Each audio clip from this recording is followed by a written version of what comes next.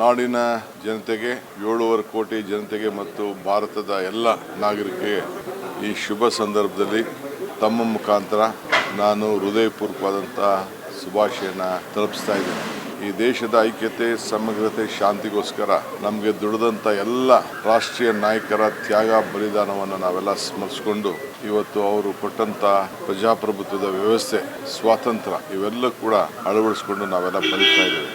ಇಂದಿನ ಸಂದರ್ಭದಲ್ಲಿ ಪ್ರಪ್ರಥಮವಾಗಿ ನಾನು ಈ ರಾಜ್ಯದ ಮುಖ್ಯಮಂತ್ರಿಯಾಗಿ, ಜನರ ಒಬ್ಬ ಸೇವಕನಾಗಿ ಇವತ್ತು ಈ ರಾಷ್ಟ್ರಧ್ವಜವನ್ನು ರಾಜ್ಯದ ಜನತೆಯ ಪರವಾಗಿ ಸಿಕ್ಕಿರೋದು ನಮ್ಮೆಲ್ಲರ ಭಾಗ್ಯ. ಮುಂದಿನ ದಿನಗಳಲ್ಲಿ ಈ ಎಲ್ಲ ಜನಾಂಗವನ್ನು ಕೂಡ ಒಟ್ಟಿಗೆ ತೆಗೆದುಕೊಂಡೋಗಿ ಈ ರಾಜ್ಯದಲ್ಲಿ ಶಾಂತಿ, ನೆಮ್ಮದಿ, ಸಹಬಾಳ್ವೆಯನ್ನು ಕಾಪಾಡಿಕೊಳ್ಳಿಕ್ಕೆ ಎಲ್ಲ ಥರದ ಪ್ರಯತ್ನ ಮಾಡ್ತಾ ಇದ್ದೇನೆ.